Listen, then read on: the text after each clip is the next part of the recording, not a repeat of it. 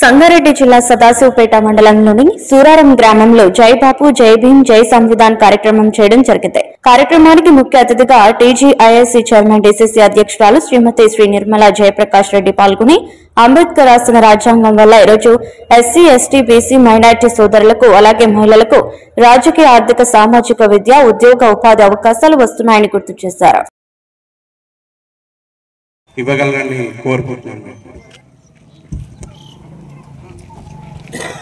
ఎందుకు విగ్రహం ఇక్కడ లేదు అని అనుకున్నా, తప్పకుండా మరి యువ నాయకులు అడిగింది కాబట్టి కంపల్సరీ మీ విలేజ్లో అంబేద్కర్ విగ్రహం ఉండాలి. అంబేద్కర్ చూసిన మార్గంలో మనం నడవాలని విగ్రహం పెట్టాలి. విగ్రహం ముట్టిగా పెట్టుకుంటే దానికి అర్థం లేదు.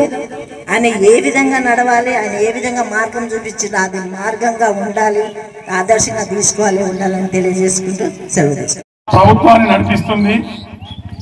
అంబేద్కర్ రాసిన రాజ్యాంగాన్ని ఏదో రకంగా తొక్కేయాలి, వాళ్ళ అనుకూలంగా మనువాద సిద్ధాంతానికి అనుకూలంగా మరి రాజ్యాంగాన్ని ఏర్పాటు చేసే ప్రక్రియలో వాళ్ళు ఉన్నారు కాబట్టి దాన్ని ఖండించాలి.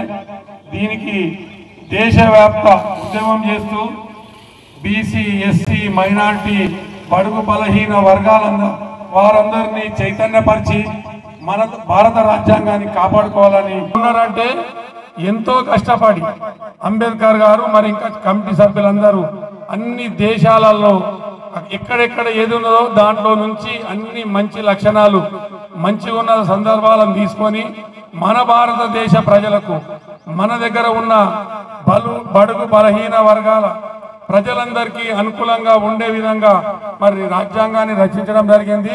రాజ్యాంగం ప్రకారమే ఈ విధంగా మనం అందరం కలుసుకోగలుగుతున్నాం. అన్ని విధాలుగా మనం అభివృద్ధి చెందుతున్నాం, సామాజికంగా, రాజకీయంగా, ఆర్థికంగా కూడా.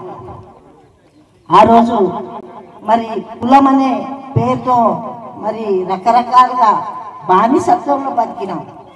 ఎప్పుడు జీతగాడంటే జీతగాడిగానే ఉండాలి, మంగళుడు అంటే మంగళుడు పనే చేయాలి, చాకలోడు అంటే చాకలి పనే చేయాలి. అది ఎంత అంటకుండా ముట్టకుండా ఉండే విధంగా మరి ఆ రోజుల్లో ఉంటే మరి మన అంబేద్కర్ గారు ఆలోచన చేసి మనుషులమంతా ఒకలాగే ఉద్దేశం అంతా కూడా ఈ కార్యక్రమం చేయడం జరుగుతుంది.